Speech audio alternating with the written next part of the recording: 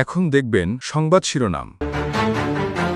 ছড়িয়ে পড়েছে মধ্যপ্রাচ্যের যুদ্ধ। ইরানের জাহাজে মার্কিন সাবমেরিনের হামলায় নিহত অন্তত ৮০। খামেনির স্থলাভিষিক্ত হলেন সৈয়দ মুজতাবা। বাংলাদেশ সহ মুসলিম দেশগুলো সহমর্মিতা চাইল ইরান। আমিরাতে আটকে পড়া প্রবাসীদের ফেরাতে ঢাকা থেকে 2টি ফ্লাইট পরিচালনা। যুক্তরাষ্ট্রের সাথে হওয়া বাণিজ্য চুক্তিতে সম্মতি ছিল প্রধান দুই রাজনৈতিক দলের, জানালেন ডক্টর খলিল। জ্বালানি সংকট মোকাবেলায় মার্কিন মন্ত্রীর সহযোগিতা কামনা। খুলনায় শ্রমিক দল নেতাকে গুলি করে হত্যা, অস্ত্রসহ আটক 1। তালিকা করে চাঁদাবাজ অস্ত্রধারীদের বিরুদ্ধে অভিযান চলবে, জানালেন স্বরাষ্ট্রমন্ত্রী। আসসালামু আলাইকুম। এতক্ষণ দেখছিলেন সংবাদ শিরোনাম, এখন দেখবেন বিস্তারিত।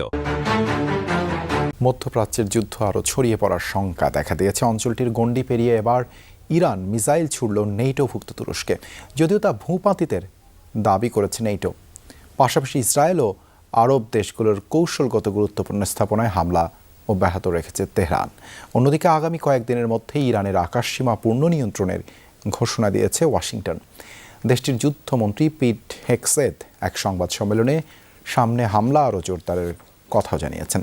এদিকে পাল্টাপাল্টি হামলা চলছে ইসরায়েল হিজবুল্লাহর মধ্যেও। ইরানের ছোড়া মিসাইলের ধ্বংসাবশেষ এটি তুরস্কের আকাশসীমায় প্রবেশের সাথে সাথেই ভূপাতিত করে ন্যাটোর ক্ষেপণাস্ত্র প্রতিরক্ষা ব্যবস্থা।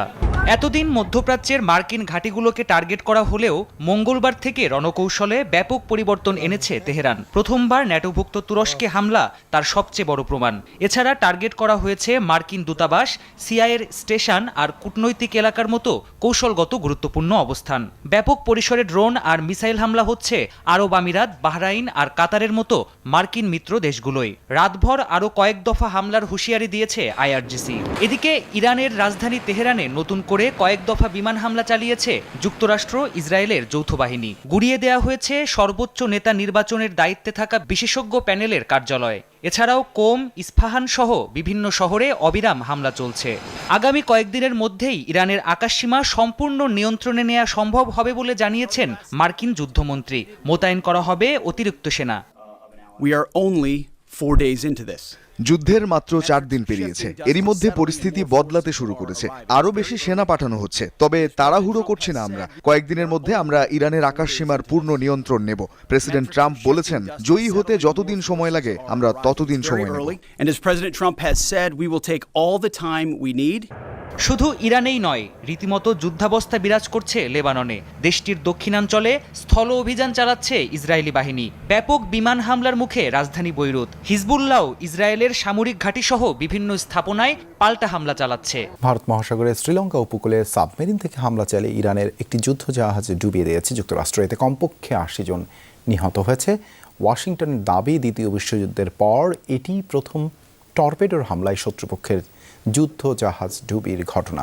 শ্রীলঙ্কার পররাষ্ট্রমন্ত্রী জানিয়েছে, নৌযানটিতে ১৮০ জন ক্রু ছিল। জীবিত উদ্ধারকৃতদের মধ্যে ৩২ জনের অবস্থা গুরুতর। তাদের স্থানীয় একটি হাসপাতালে ভর্তি করা হয়েছে বলে জানিয়েছে শ্রীলঙ্কা। এখনও নিখোঁজ অনেকে, তাদের সন্ধানে অভিযান চালাচ্ছে শ্রীলঙ্কার সামরিক বাহিনী। গত মাসের শেষ দিকে ভারতের উদ্যোগে বঙ্গোপসাগরে আয়োজিত এক নৌমহড়ায় অংশ নিয়েছিল ইরানিয়ান ফ্রিগেটটি। সংযুক্ত আরব আমিরাতে আটকা পড়া বাংলাদেশিদের নিয়ে ইউএস বাংলা এয়ারলাইন্সের প্রথম বিশেষ ফ্লাইটটি ঢাকায় অবতরণ করবে সকাল ৭টায়। ঢাকা দুবাই ঢাকা রুটে 2টি বিশেষ ফ্লাইট পরিচালনা করছে ইউএস বাংলা এয়ারলাইন্স। যুক্তরাষ্ট্র দুবাইয়ের অনুমতি সাপেক্ষে ফ্লাইটগুলো পরিচালিত হচ্ছে। প্রথম ফ্লাইটটি শাহজালাল বিমানবন্দর থেকে বুধবার সন্ধ্যা 7:20 দুবাইয়ের উদ্দেশ্যে রওনা হয়। একই ফ্লাইট 28 ক্রু সহ 189 জন বাংলাদেশিকে নিয়ে দুবাই থেকে সকাল 7টায় ঢাকায় ফিরবে। বৃহস্পতিবার অপর বিশেষ ফ্লাইটটি ঢাকার হজরত শাহজালাল আন্তর্জাতিক বিমানবন্দর থেকে বিকেল 5:15 দুবাইয়ের উদ্দেশ্যে ছেড়ে যাবে, যা দুবাই থেকে স্থানীয় সময় রাত 10টায় ঢাকায় ফেরার কথা। প্রবাসীদের সাথে আটকে পড়া বিমান বাংলাদেশ এয়ারলাইন্সের ক্রুদেরও ফিরিয়ে আনা হবে। এর আগে গত শনিবার ইরান, ইরাক, কুয়েত, সংযুক্ত আরব আমিরাত, বাহরাইন, কাতার ও জর্ডানে তাদের আকাশসীমা বন্ধ করে দেয়। যুদ্ধ শুরুর পর থেকে এখন পর্যন্ত হজরত শাহজালাল আন্তর্জাতিক বিমানবন্দর থেকে 173টি ফ্লাইট বাতিল হয়েছে। খুলনার রূপসা উপজেলার শ্রমিক দলের আহ্বায়ক মাসুম বিল্লাহকে গুলি করে ও কুপিয়ে হত্যা করেছে দুর্বৃত্তরা। রাতে মহানগরের ডাক বাংলা মোড়ে এই ঘটনা ঘটে। এ সময় অস্ত্রসহ হাতে নাতে আটক করা হয় একজনকে। পূর্বশত্রুতার জেরেই হত্যাকাণ্ড ধারণা পুলিশের। নিহত মাসুম বিল্লাহ আন্তজেলা পরিবহন শ্রমিক ইউনিয়নের সাবেক সভাপতি। সিসিটিভির ফুটেজে দেখা যায় বুধবার রাত 9টার দিকে খুলনার ব্যস্ত ডাকবাংলা মোড়। বাটার দোকানের সামনে পরিবারের সদস্যদের নিয়ে ঈদের কেনাকাটা করছিলেন শ্রমিক নেতা মাসুম বিল্লাহ। হঠাৎ 6 থেকে 7 জনের একটি দল ঘিরে ধরে তাকে ধারালো অস্ত্র দিয়ে এলোপাথারি কুপিয়ে করা হয় জখম। পরে মৃত্যু নিশ্চিত করতে গুলি করা হয়। গুলির শব্দে পুরো এলাকায় আতঙ্ক ছড়িয়ে পড়ে। স্থানীয়রা এগিয়ে এলে পালানোর চেষ্টা করে হামলাকারীরা। এ সময় দায়িত্বরত ট্রাফিক পুলিশ ও জনতার সহায়তায় অশোক ঘোষ নামে একজনকে বিদেশি পিস্তল সহ আটক করা হয়। যখন আমি বলি যে আমি পুলিশ, তাকে ধরেন, এই কথা বলার পরে লোকজন তাকে ধরে, তখন আমি তাকে যে জাপটে পিস্তল সহ কোমরে ধরে ফেলি। পরে গুলিবিদ্ধ মাসুম বিল্লাহকে নেওয়া হয় খুলনা মেডিকেলে, কিন্তু চিকিৎসক তাকে মৃত ঘোষণা করে।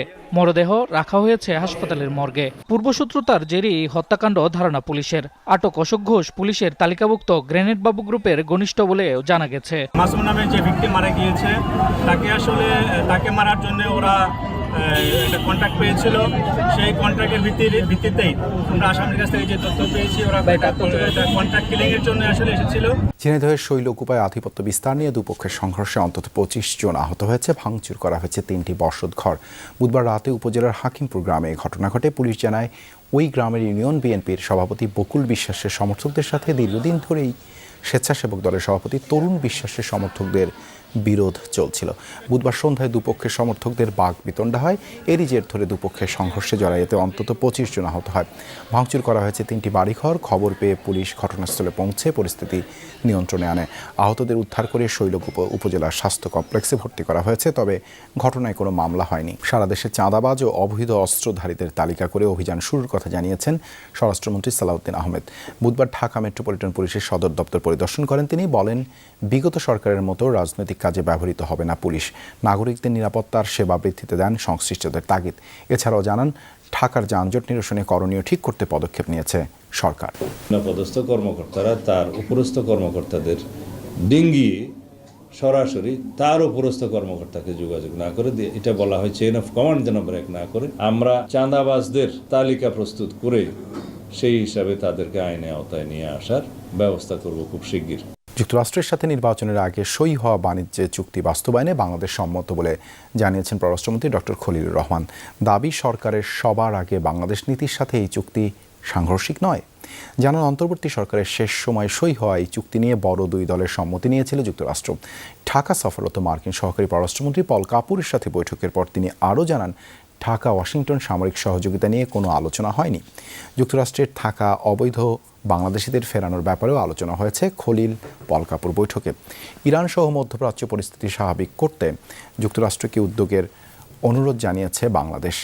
এর আগে পররাষ্ট্র প্রতিমন্ত্রীর সঙ্গে সাক্ষাৎ করেন মার্কিন সহকারী পররাষ্ট্রমন্ত্রী। সফরের শেষ দিন বৃহস্পতিবার বিএনপি ও জামায়াত সহ রাজনৈতিক দলগুলোর সাথে বৈঠকের পাশাপাশি প্রধানমন্ত্রী পররাষ্ট্র উপদেষ্টার সাথে সাক্ষাৎ করবেন পল কাপুর। রিসিপ্রোকাল ট্রেড এগ্রিমেন্ট, সেটার ব্যাপারে উনি ইতিমধ্যে আশ্বস্ত হয়েছেন যে বাংলাদেশ সরকার এটার ইমপ্লিমেন্টেশন অব্যাহত রাখবে।